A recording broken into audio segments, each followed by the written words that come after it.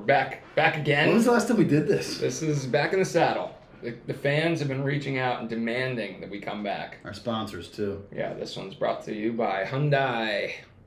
Oh, no. North America. Oh, really? Yeah. I have a different sponsor. Well, I guess you're Two double sponsors. sponsored. Two They're not going to be sponsors. bumped. They're not going to be bumped. We sold 2 slots, but go ahead. Keepers Bar and Restaurant right in Harrison, New Jersey, across the street from Sports Illustrated Stadium. They hosted us a couple times in the last month and a half. They hosted us PLL Championship. We had a fantastic tailgate, and then we did a little company outing to Red Bulls. It's actually Sports Illustrated Stadium. No, but so. we It was watched a Red Bulls game at Sports Illustrated Stadium, Harrison, New Jersey. But while you said driving Red Bulls. our Hyundai Tucson. Yeah. On the way there, parked in the Audi lot. But anyway, you were busy during the game. Yeah. I was enjoying it with friends and family. It was great to see. We had a nice group at our tailgate. We had, I think, between Trilogy and then my town team, we had like 70, 80 tickets. Amazing. Right there, Awesome. which is great. So filled up a half a section and loved watching that game. And we were texting during the game. Yep. That happens sometimes. Sometimes it's frowned upon. Sometimes it's welcome. It's always funny to me, like at these lacrosse events, you're bound to sit next to like a family, right? Or like a player's blank. Yeah. So I was like, "Where are you guys?" And then the big reveal is that you were sitting right in the. I'm like right behind the Kavanaugh. So we're behind the whole Kavanaugh family. And I obviously played against Matt Kavanaugh. Right. So I said hello to him, obviously. And he and I, we butted heads. We had some good battles over the years. We got into a couple little scuffles. But there was a young man who was going through some tough times and was a huge Notre Dame fan. And I reached out to Matt and texted him. And he got Chris to record a video in Notre Dame's locker room, and that was really special. So it was cool. So and when I said hello, Matt was like, "Hey, Chris, that's Mitch." So that was a cool experience, and George, my son, was really pumped that the Rookie of the Year was sitting 2 rows ahead of us. He kept trying to say congratulations, but couldn't get Chris's attention. And I was like, "If you want to say it, you got to get his attention, buddy. It's a life lesson." But anyway, George says, "Congrats, Chris Kavanaugh, on your Rookie of the Year," because he couldn't get your attention at the game. There we go. He was too dialed in. He was focused on the game. It was an intense one. It was an intense one. It was a great one. I think that, going into it, it was like, I don't know which way this is going, but it's going to be a 1-goal game. And I feel like these teams played twice, right? Denver won in overtime in the regular season. Atlas won the championship. I feel like if you played this game 10 times, they would split 5-5. Yeah. Like, it was that evenly matched between kind of these two teams. And Atlas finally get the championship and get it done. Well, and rewatching the highlights, there's like so many plays where like, okay, that was the turning point, and then the other team comes back and answers. Yeah. And you and I talked a little bit about this, and Sam Coe, who was a Cornell guy with me, we were talking at the game. It's like the Denver roster, they play good team ball, but there are a lot of like individual one-on-one dodgers who can beat their man and score, and you saw that. And you saw that with O'Neal, like just being able to beat his man and score. They do still find great passes and draw and move the ball, but the Atlas are just so much about like boom, boom, boom, 1, 2, 3 passes, off ball movement, and finding those gaps. And then Trainer, what a cool story that is. Like you have the Xander DIckson injury, which was gruesome, and sounds like he is getting surgery and he's going to be all right, which is great. Yeah. But Trainer, like next man up, that's exactly what you hope for. He steps in, scores 3 goals, all 3 in the fourth quarter, I want to say, or maybe 1 in the third. But, but like some huge goals down the stretch. Yeah, he and the other guy that really stepped up, when DIckson went down, was Costabile. Yeah. Those 2 huge goals. But yeah, I mean, the twister, that ended up being the winning goal. That twister, I think it was. Yeah.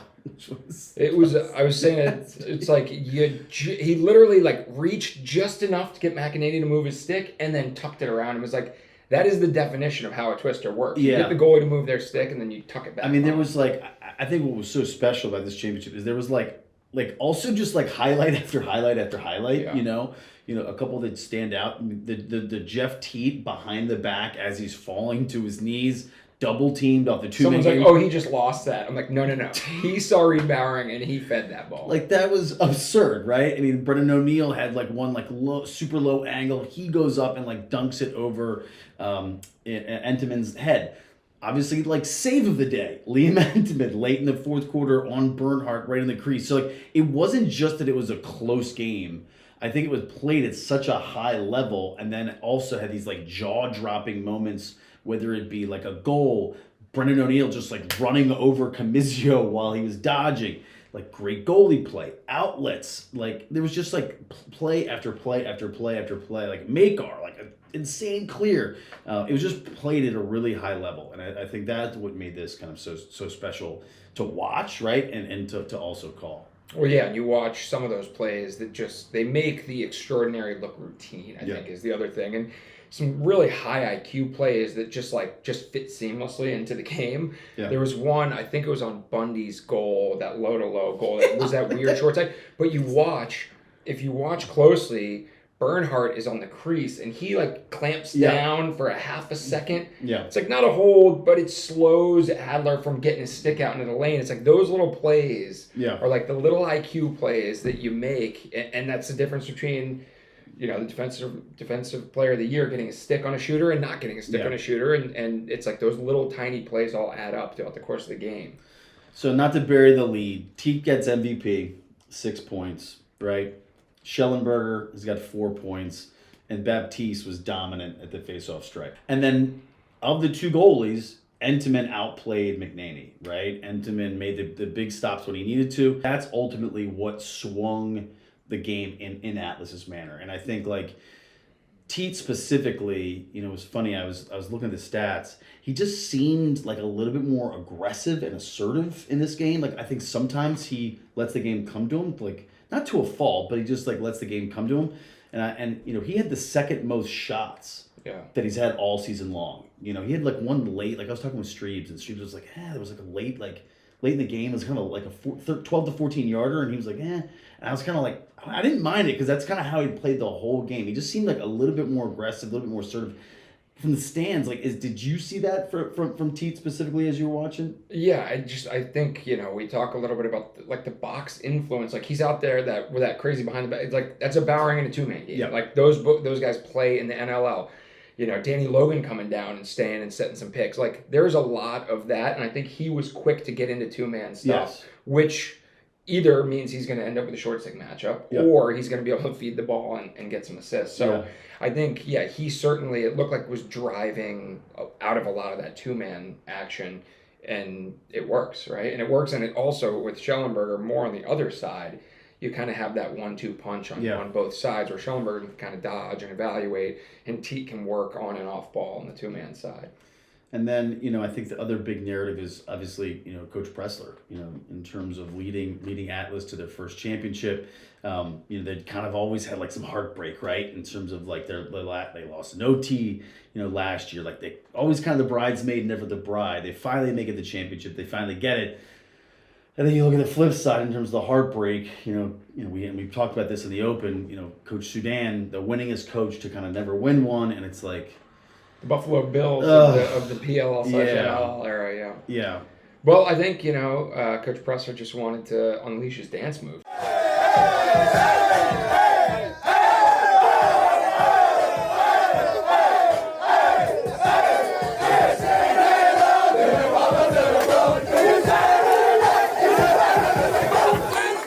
That was the key. He had that in the bag, was waiting. He knew he had it. And that whole staff, it's cool now, I think, for me, seeing how many of the guys on staff are guys we played with, right? And Sanoski as our D coordinator, and then Stephen Brooks as our offensive coordinator, and Stephen Brooks in his trouser press 4000 got the slacks nice and steamed, and got it done offensively, and then Sino locked it down on defense. I mean, they've got a great staff around them, but it's, you look through the whole roster, it's like so many current or former players now are on staff. Yeah, it was funny. Like normally, when there's like a big life event, I usually like wait a day or two to like text someone just because I know they're getting like flooded, right? Like if I'm actually, you want to get the last.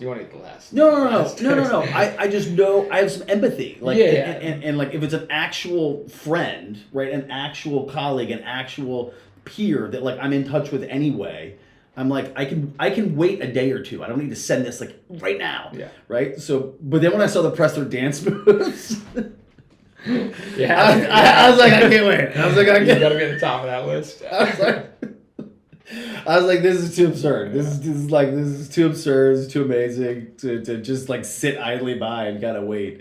But I think, like that kind of like is Coach P, right? I mean, I think in terms of like his leadership style, and it's like this blend of like having a vision and having inspiration and he really defers to his assistants like Sino and Stephen Brooks. You saw them from an X's and O's standpoint, really taking the lead within like he lets his assistants kind of take that, but then he like isn't afraid to like let his guard down and be like a player's coach and be like, yeah, I'm a human too. So those were too good. It was also like, we've won the championship, right? Like, what do we like? This is it. That's what you work for. Now, did you get any follow up with that text of like where the New York Atlas continued the party I didn't. I didn't press. Where did those dance moves continue to take them in New York City? No, probably Harrison. They probably hit the mean streets of Harrison. Sometimes ignorance is bliss. It's like once I saw the dance move, and there was like one other thing that I saw on social media that was just awesome. But once I saw that, I was like, I had to send it, but I was like, let them be, like, let them be present, let them kind of celebrate. There's no need to send anything else. But yeah, once I saw the dance, it was like, I can't help myself. You and I talked about this. We got to talk about that push call at the end. That was one that I saw that, and I'm like, oh, this late in the game, that's like, because if that push call doesn't happen, that's the only chance, right, for a comeback. I think when you look at like the three best PLL championships, I think in my estimation, right, you look at the inaugural year 2019, where OT hometown kid, right? It's like so many question marks in PLL that first season, like what's this gonna look like? And then the regular season was amazing, all these close games, but then we get the championship. And it's Matt Rambo scoring in Philly in overtime against the Redwoods. It's like, oh my gosh, right? And then you look at 2 years ago, or I don't know how you do it, 2 years ago or 3 years ago, the Water Dogs, Archers, Dobson save, right? Like at the game-saving save, tips it up over the net. The Schreiber goal, right? And then the save, and it's like, holy, right? So I think this game, it needed that last Outlaws or possession. That Outlaws shot, man, though, it was like kind of turned into a little, like, it was like, that's the game, but that shot was a little sketchier than it looked from like just a catch, turn, shoot, and it almost, if that was on net, you could see Entenmann kind of double. And the game ended, and we had to like get to like, we had to get off the air. Yeah. And then we had to get right to like the celebrations, so we didn't show a replay of it. But I just feel like for dramatic sake, like the Outlaws needed that like one final possession, and like the Geddes push, like the ball's going. That's a jostle. That's a jostle right there. That's not a push. That's a jostle. You gotta be able to jostle there. And then just like let it go. Any other standouts or highlights from your standpoint? Maybe before the game, after the game in the booth. It was funny like playing the championship, like kind of a pro New York crowd, right? Like. I was kind of like, how's this going to play out? Like, it's definitely pro New York. It definitely felt. There was a Denver cheering section. I was in it. Yeah. Led by the Kavanaugh, so I was definitely in it. And they had like some cowboys running around. I don't know if they were just super fans. They were on the field at one point. Yeah. I don't know if they were super fans or they just were part of the team, but they were full chaps, everything. I mean, the Sports Illustrated Stadium is fantastic. It's a great spot. It's fantastic. And, I think like you look at the championships. Historically, Audi Field in DC, right? Subaru Park in Philly, and then Sports Illustrated, in New York, New Jersey. Like they're just great sized venues, right? And then in sweet spots from a lacrosse standpoint. Yeah. Like it was a who's who in terms of people that we knew. Yeah. Entire teams that we knew. So that was a fun element, like running into people. At the tailgate, running people in the stadium at the game, and so I mean, like moving forward, like if you're trying to plot out where the PLL is going to be having their championship, like I think it's going to be at one of those three locations, just because of like all the inherent benefits you get from them. I also like zooming out. I thought the PLL did a great job in terms of just building buzz. You look at the event they had, the Oculus, right? Then I went to the awards ceremony on Friday night. You went to the street lacrosse event on Saturday. I mean, what was your perspective on the street event? It was awesome. I mean, again, it was one of those things where it's like the perfect blend of, I always find it fascinating in New York City. This could be like the biggest event going on, and if you're around the corner on a block, you don't even know. Yeah. And then you like walk around the corner and you see people, and you're like, oh my god. And that was kind of the thing. It's like I knew it was going on. I'm like, where is this? And then as soon as you turn the corner, they have people on every corner handing out like little squishy lacrosse balls, and some of the best players in the world are all right there, and it was very cool. It's like a very low key but exciting, approachable vibe. Yeah. Got to see Tom Schreiber and T.D. Erlin right when we walked in, and saw Paul and talked to him. So a lot of like good familiar faces, and then the guys and girls playing out there did an amazing job. Like they were working hard. It was to benefit City Lax, Bronx Lacrosse, Harlem Lacrosse, and I'm blanking on the fourth. I think four benefactors, and so that was cool to see. Saw a bunch of kids that have come to camp with us over the years, and saw the Bronx Lacrosse people who we're partners with, and the Harlem Lacrosse people. So it was really cool environment, and they just did a great job, like you said. Yeah, and not to take away, I think they also were on Good Morning America, right, with Michael Strahan. Obviously, the WLL announced that they're going to have a full regular season. We're going to hold off on that. We're going to circle back. Get some expert opinion to weigh in. We'll add a third chair here. Yes, we'll come back to that. We got a lot on our plate as is, but yeah, I thought they just did a great job in kind of the week leading up to it, and then I thought the crowd was really engaged and fantastic with the game. Obviously, like a pivotal and gut wrenching moment of the game, like. Was Xander DIckson getting injured, and just from the booth in real time, it was like you knew something was wrong. Yeah, you knew something was wrong, and then he's down, we're on him, and like then we're kind of like by our producer, it's kind of like we're not going to show the replay, and that's when you're like, that's like forget the professionalism of like calling the game. That's when you're just like. You're just like, oh my god, like I just hope he's okay. Yeah. It just is a complete level of empathy, and then, on top of that, like Xander DIckson, plays the game the right way, approaches the game the right way. He's just a great person, and so you just like, and it's in the championship. It's like what they've worked towards. He and Connor, Schellenberg, obviously have such a special moment or special chemistry. I was on an interview.